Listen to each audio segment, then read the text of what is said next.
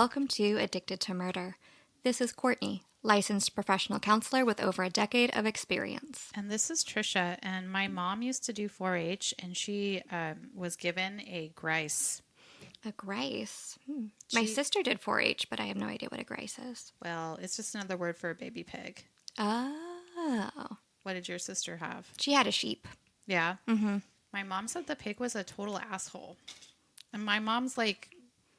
She's like the nicest person. I know. She said that the pig was really mean. Oh. I think pigs can be mean. Yeah. I don't really know. I think she got it as a piglet, and then she raised it. But I don't know. I imagine that's usually what you do. You raise them, and then you sell them at the fair. They're so cute. Little piglets. baby pigs. Yeah, they really are. I mean, they're not as cute when they're older, but... Right. And I mean, there are no baby goats, but still. Or no baby donkeys. You do love your baby donkeys. I'm going to get one someday. Mark my words. I got to manifest it. Right. I need property for it first. Right. This would be it's hard enough having an Australian Shepherd with a yard the size of mine. Yeah, and you even have a decent sized yard. It's decent size for being within the city limits. Right. Yeah, that's what I mean. Like being in like a solid neighborhood. Sure. Definitely in a neighborhood. Size. Speaking of being in a neighborhood, I'm super bummed. There is a house just down the street from me that does this huge Halloween thing. Yeah. Like all out, makes the paper,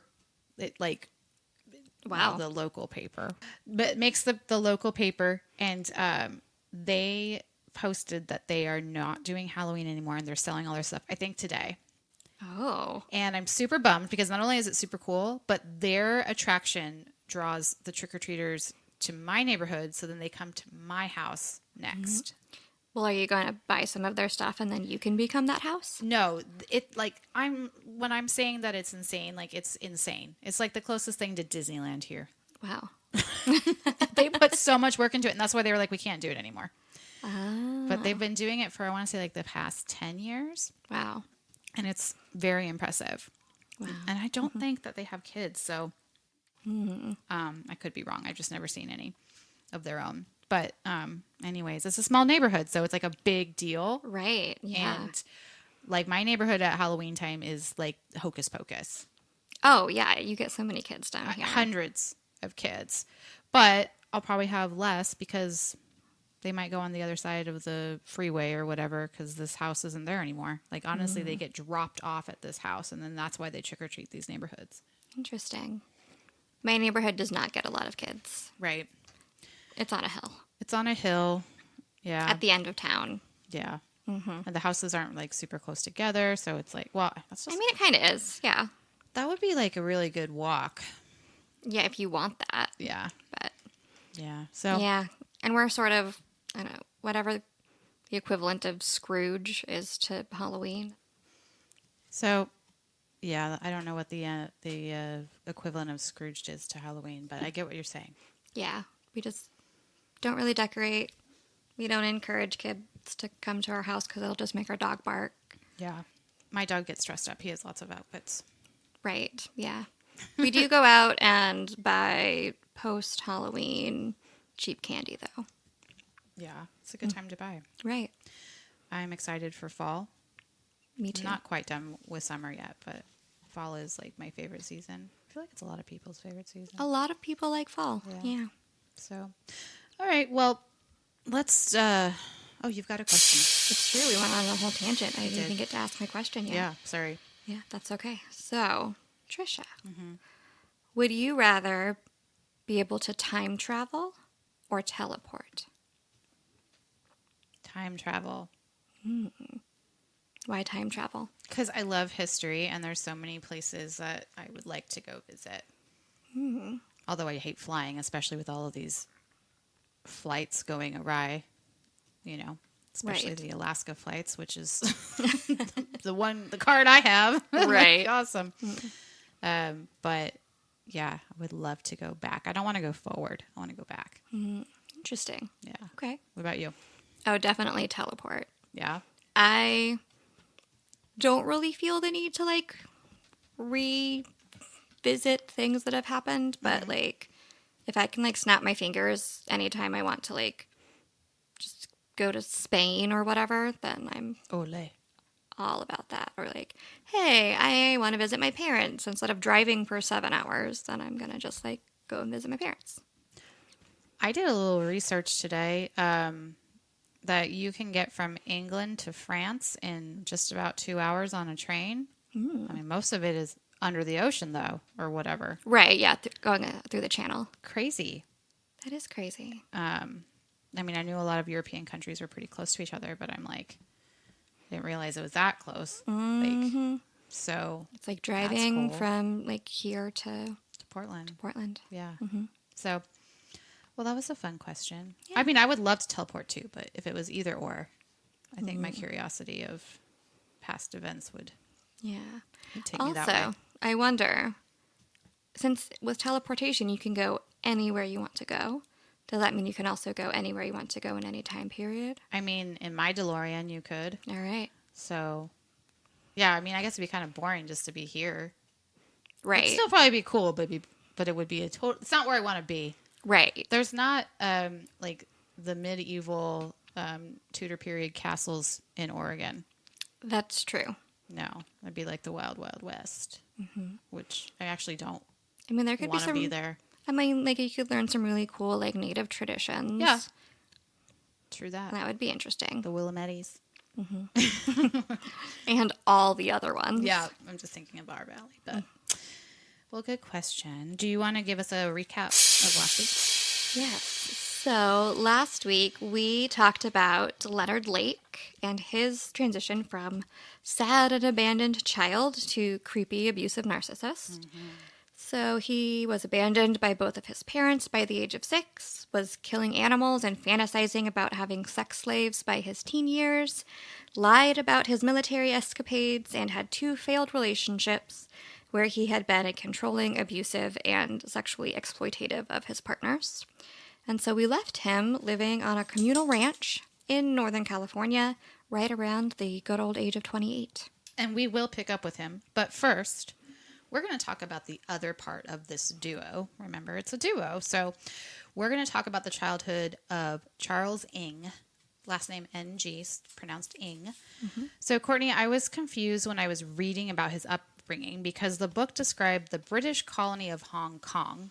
And I had to do some online sleuthing to determine that Hong Kong City was actually part of the United Kingdom from 1841 to 1997. So, I mean, just shows you that those English had a huge empire at one time. I mean, they still do. They have a lot of territories still. I mean, I feel like their commonwealths are like sort of shrinking up, but I mean, still, they are, yes, but yeah. yes. But I was like totally blown away. I had no idea that like a huge Chinese city was a British city, you know. So I already learned. I mean, I was ready to be done with this case at that point. I was like, I've learned. I'm done. But anyhow, the year was 1960, and the day was Christmas Eve, and that was when Kenneth Ng and Oi Ping had Charles. I apologize if I mispronounced that. He was their third child, and he had 2 sisters older than him. The family lived in a 2-bedroom apartment, and it was very cramped because not only did the 5 of them live in this space, but 2 grandmothers and 2 aunts were also in there. So, Courtney, can you imagine? That's 6 adults and 3 children in a 2-bedroom apartment. My introverted self is cringing so hard at the thought of not having any kind of space or privacy. But, I also recognize that this comes from a place of privilege, and that this type of cramped living is actually not that uncommon in parts of the world even today. Yeah. Yeah, you would have like no time to yourself unless maybe they had an outdoor area. I don't know. Kenneth was a hard worker and even acquired a car, which was somewhat of a luxury in their part of the world at that time. Somehow he crammed a piano into the apartment as well, so his children could learn to play. Charles' sister Betty reflected that Charles was a sweet boy. He would make her snacks after school, and he would fan her when she was hot. And he had a pet chicken as well.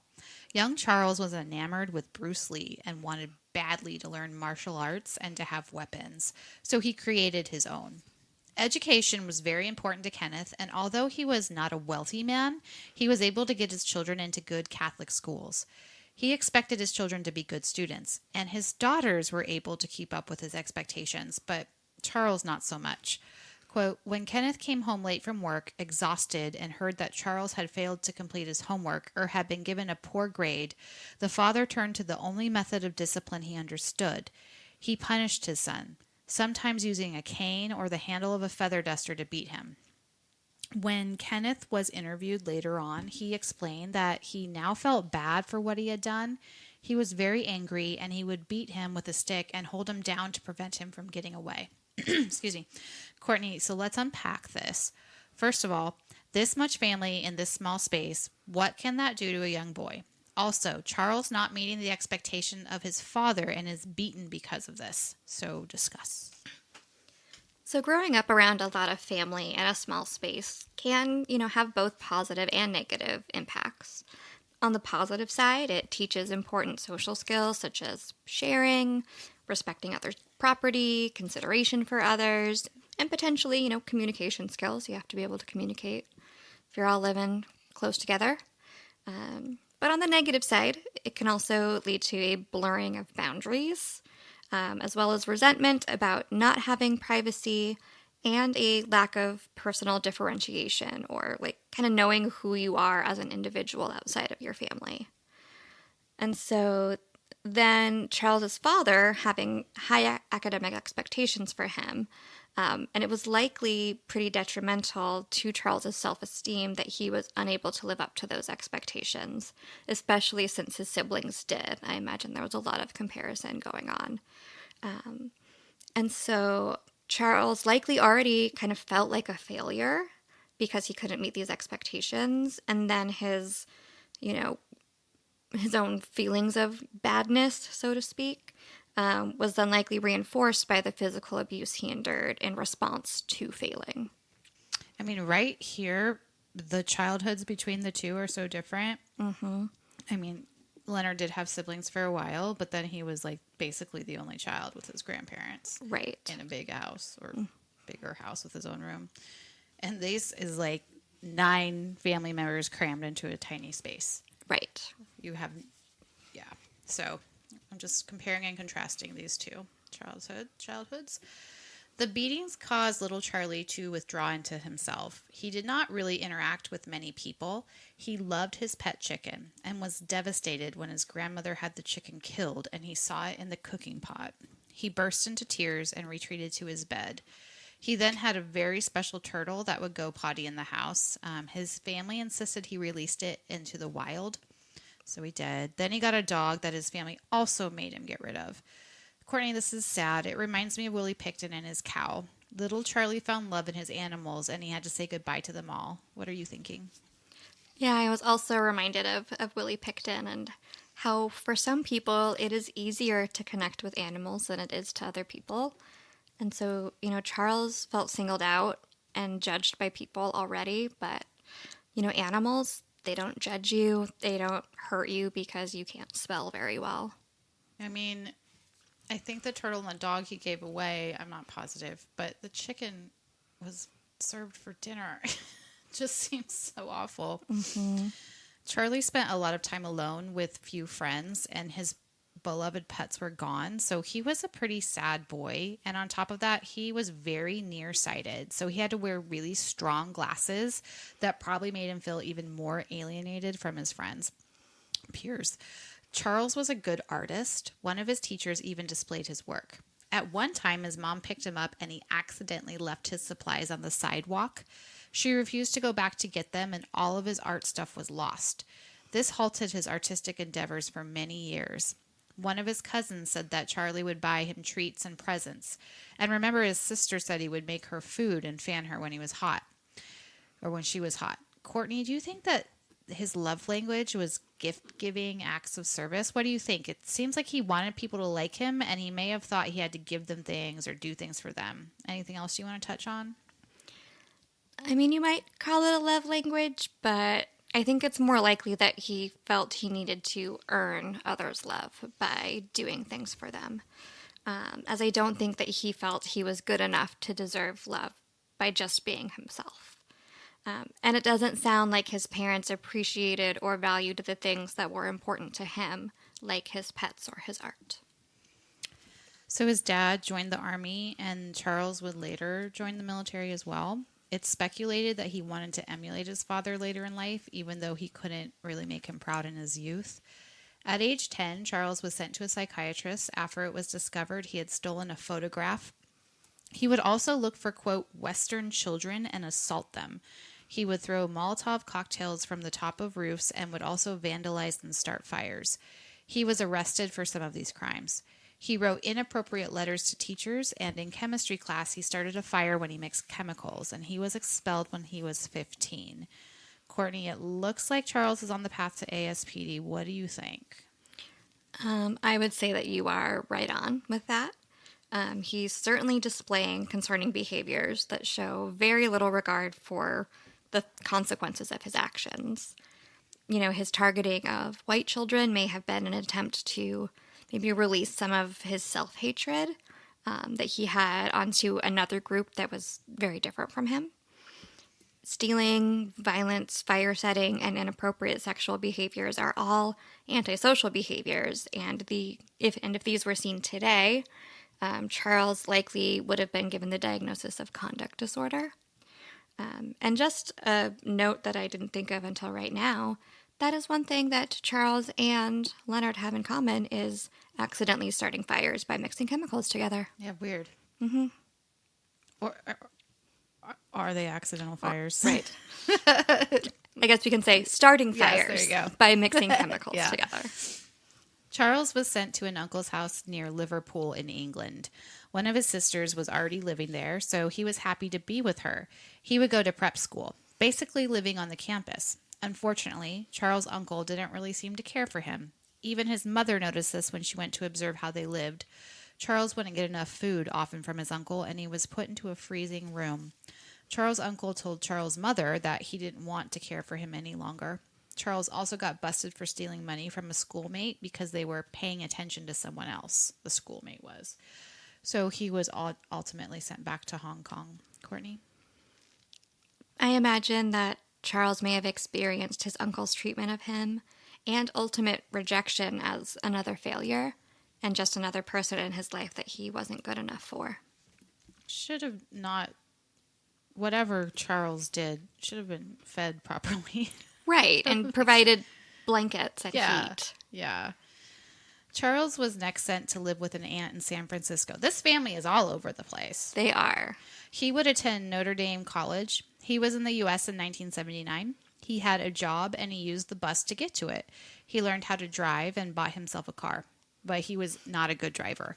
He got in several wrecks. Eventually, he sold his car.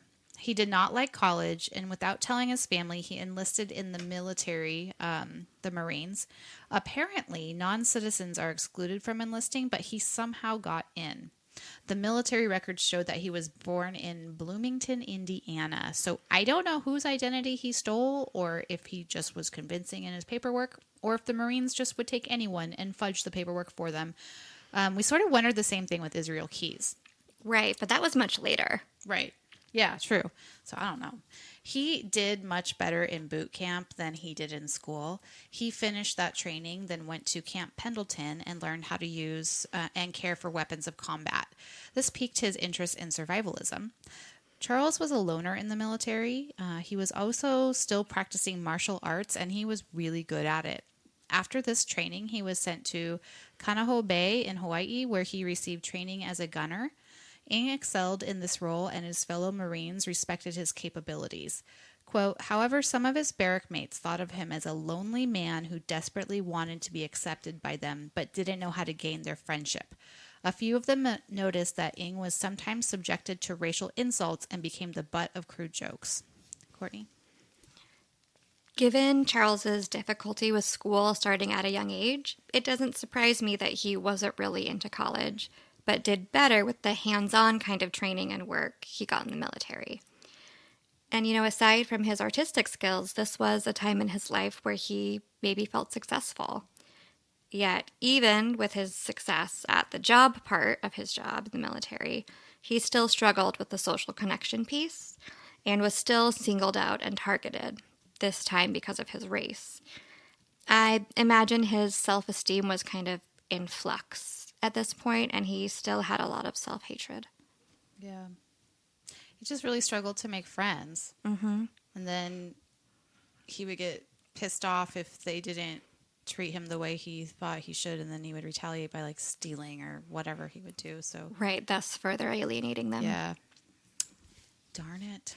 Makes me so sad when people don't have friends that want them. I don't know. Charles did make one close friend, Mark Novak. They had a lot in common. Neither liked to drink or do drugs.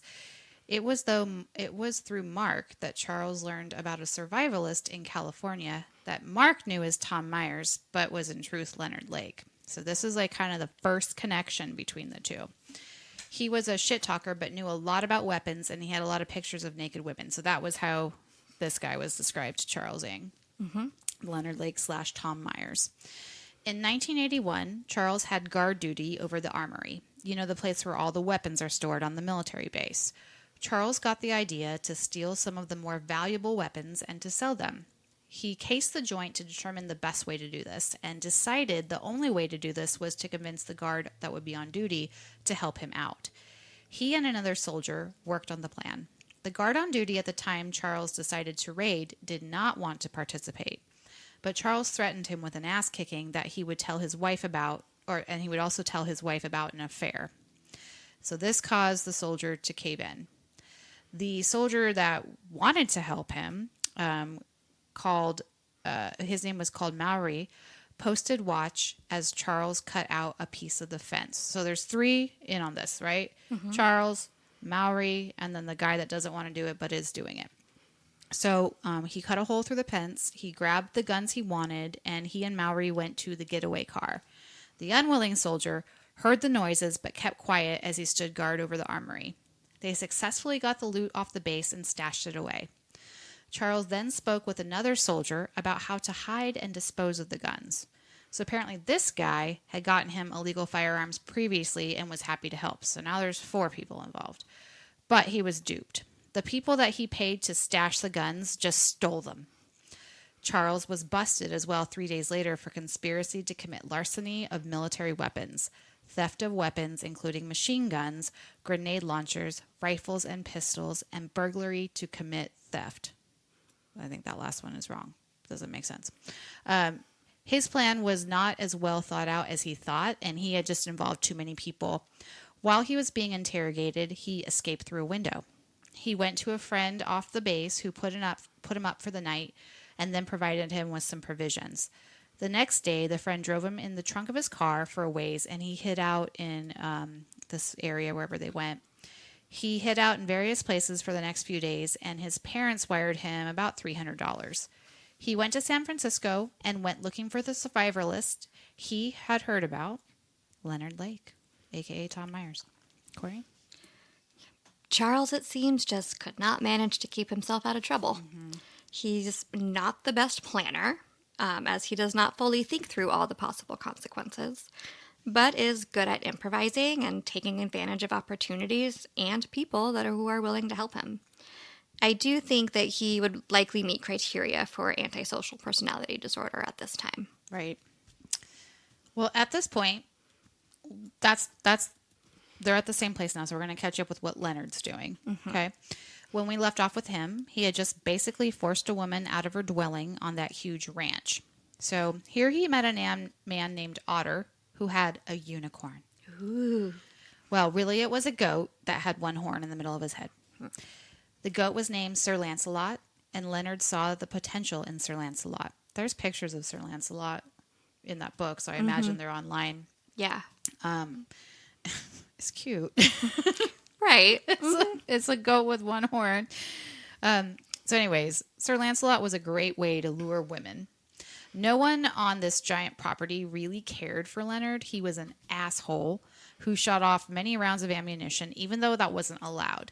He was constantly trying to get women and underage girls to pose for him with the one-horned goat. And he was just a creep.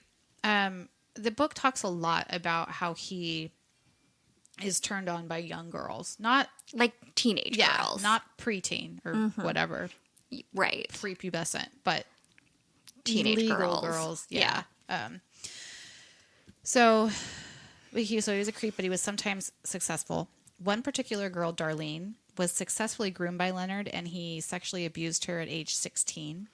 In 1980, Leonard asked Darlene to marry him, and she said she needed to wait 2 years until she was 18. The two continued their illegal relationship, and it was around this time that Leonard met Tom Novak, who would later tell Charles Ng about Leonard, albeit by his alias Tom Myers. Are you with me? I am with you. Okay. Okay. So later that year, Leonard met a woman named Cricket. I mean, that was what they called her. I think her real name was Carol. While showing off Sir Lancelot at a Renaissance fair, and the two instantly connected. Quote, sexually, Lake had met his match. Cricket seemed open to experimentation with a variety of erotic thrills. She had no qualms about fantasies of sharing their bed with another woman, using sex toys, and participating in bondage and domination. Willingly and brazenly, she posed for his cameras. Courtney, why couldn't he have just been happy with that? Because for Leonard, it just wasn't as fun or fulfilling with a willing partner. The control was a major part of the fantasy. Well, one day at the ranch, Leonard's shed caught on fire, and there were many weapons inside that exploded. This was the final straw for his neighbors. They asked him to leave the property. He was also caught stealing from his employers, and the police were brought in. He spent many days in jail before he could post bail, and he swore he would never be put in prison again. He was sentenced to 1 year probation. After this, he and Cricket moved to a tiny town called Philo in the Trinity Alps near Ukiah. They found a motel whose owner wanted someone to run the place in return for room and board.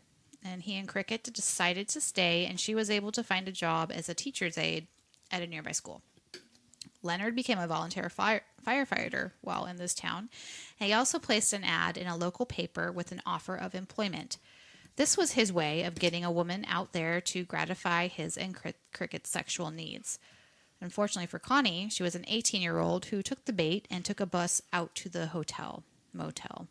She realized quickly that she was to be used as a sex partner, mostly for Cricket. She stayed on for a while and was a witness to Leonard and Cricket's wedding vows. Connie would last 3 months before she decided she had enough. She did, however, meet Charles, because he showed up 2 weeks prior to her leaving. Courtney? Well, this right here is a turning point in both Leonard and Charles's lives. Neither of them knew the significance of their meeting, but the symbiotic relationship that they formed after this affected so many people. Right. So right now, Leonard's older than Charles. I'm not sure by how much. About 15 years. Okay. And Charles is on the run.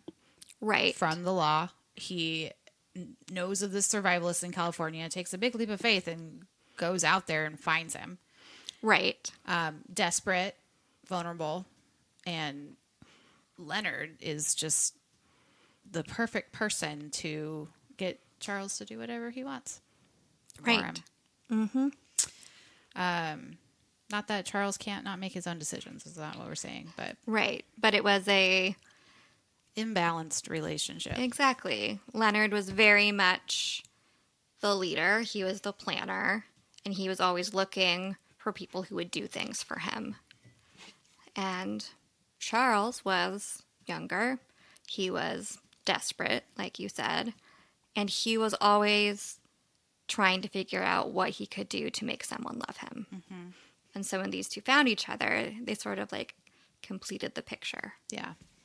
Which we will discuss more in the coming episodes. Yes, we will. Anything else you want to say? No, that's all I've got. Okay. Stay safe, and we'll see you next Tuesday. Bye. Bye.